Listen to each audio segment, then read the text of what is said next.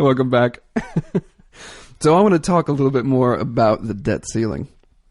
Let's get to some of the arguments on the debt ceiling. We have, on one side, the Democrats. The Democrats want to raise the debt ceiling without anything attached. The Republicans, on the other hand, want to raise the debt ceiling as long as they get some sort of concessions. So I go to the Democrat side. They just want to raise the debt ceiling without anything else. How does that solve the problem? You just raise the debt ceiling. What, everything's good now? Well, not really. No, you just keep incurring debt until we hit the next debt ceiling, and then we have this whole fight all over again. See, the Democrats' plan does not keep us from continually hitting the debt ceiling over and over and over and over and over. And I started thinking about this, and I wondered, okay, well, what is the direct cause of us hitting the debt ceiling? Not the indirect cause. What is the direct cause for us hitting the debt ceiling? What is it? It's very simple. It's deficits. As we run up yearly deficits, we incur more debt every single year. That causes us to hit the debt ceiling. Deficits over and over and over, which we have had, cause us to incur debt, which hits the debt ceiling. Okay, deficits cause the debt ceiling. Great. Well, what causes deficits? All right. What causes deficits? And here is where the arguments differ between the Democrats and the Republicans. The Democrats say that deficits are caused because we don't raise enough revenue. The Republicans say the deficits are caused because we spend too much. Democrats say we're not bringing enough money, taxes need to go up. Republicans say we're spending way too much, spending needs to go down. That is the divide between the two sides. On both the budget battle, the Obamacare side, just talking budgetary, this is the divide between the two. So I want to give you a couple stats because they're, to me, and this is not just because I tend to be on the right. To me, this is a very, very easy answer. If you have the right information, and that's the problem. People haven't gotten the right information. Nobody's giving them the right information, and that's where we come in. Let me give you a few stats. This is from my Fiscal Cliff Milk Crate. There's a milk crate for that. I'll be posting a link to that, as I always do. For all this stuff that I have on the show, you want to go look at it and investigate yourself? Go to the show page, 5storiesaday.com/milkcrate, and find today's show page, October 13th. You will find all the links to all this information, so you can look at it on yourself. So the Fiscal Cliff Milk Crate that I wrote a while ago, during the Fiscal Cliff last year, let me give you some stats.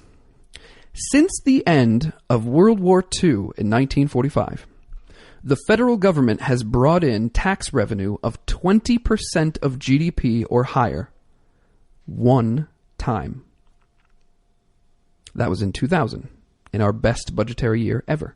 Since 1945, that's over almost 70 years, only one time has federal revenue equaled or gone above 20% of GDP. Got it? One time out of 70 years. How many times has spending reached 20% or more of GDP since the end of World War II? In those 67 years, spending has gone above, either reached or gone above 20% of GDP 46% of the time, almost half the time. So it's about 31 times. Remember, revenues, 20% or more of GDP since World War II, only one time. Spending, 31 times. What do you think is the problem? Seems pretty easy when I put it that way, doesn't it?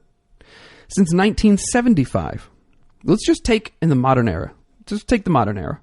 1975, over the past 38 years, spending has been at 20% or higher of GDP, same measurement, 75% of the time. Let me say that again. 3/4 of the time since 1975, spending has been above or at 20% of GDP. How many times has revenue equaled that? Once. In 2000. Do you really think it's a revenue problem? No. It's not a revenue problem. It is a spending problem. Over the history and over the modern history of what the government takes in, we generally take in about 18% of GDP. That is generally what the revenues are, the tax revenues of the federal government. I've looked through all the stats from 1945 or 46 and forward, taken every single one, averaged a bunch of things out. There's a lot of work that went into this for the fiscal cliff milk rate last year. It takes about 18% of GDP. That is generally our revenue. Yet our spending is always higher than that. Now, I don't know about you, but since 1945 till now, we've had a lot of different tax revenue schemes. We've had a lot of different tax rates. We've had a lot of different plans, a lot of different loopholes. And we've gone through some crazy times in the economy, some booms, some busts, all over the place. All kinds of stuff.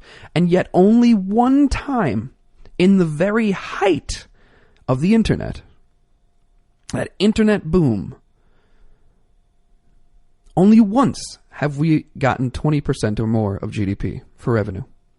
Yet we keep spending at that rate and higher, 75% of the time. We have a spending problem. There is, you give me those stats, there's no way anybody rational can argue that it's that it's a revenue problem, that we just need to raise revenues. No. That is irrational.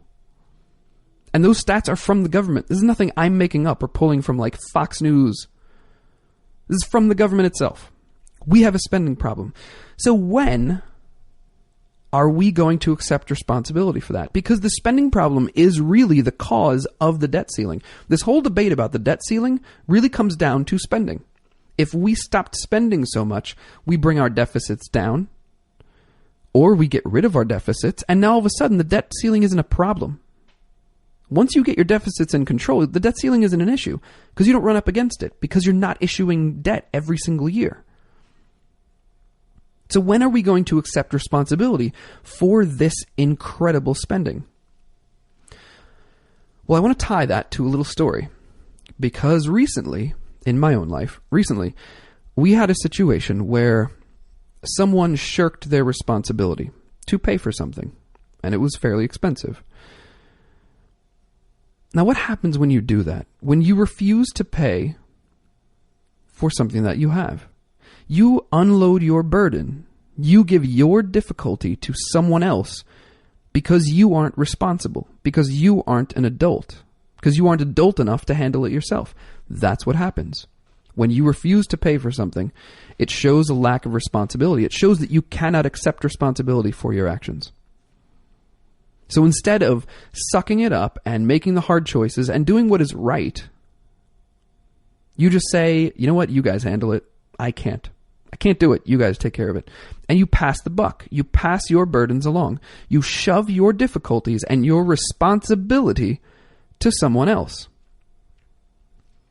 Now that person, in my story, in my personal story, it was somebody that skipped out on rent.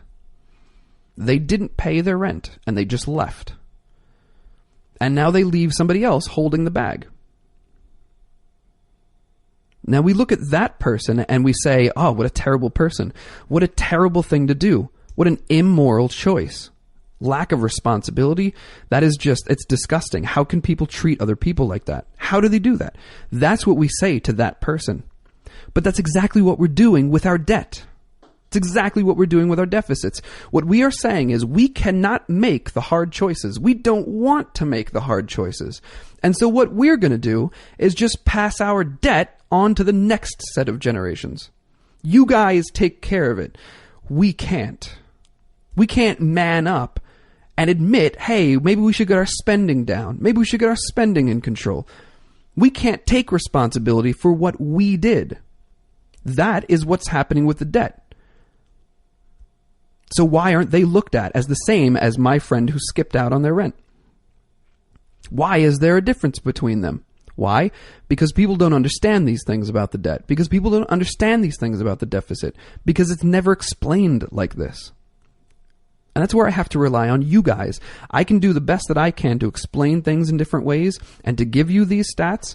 But to get it out there, I got to rely on you guys to share it with people or just to engage in conversations with people. We are abdicating our responsibility for our decisions to future generations. That is exactly the case of a lack of responsibility, a lack of being adult and taking responsibility for your actions. And quite frankly, actually, it's the exact same premises of Obamacare. I just want to make this point real quick before we go to break. Here's why Obamacare was implemented. Let's put this into play.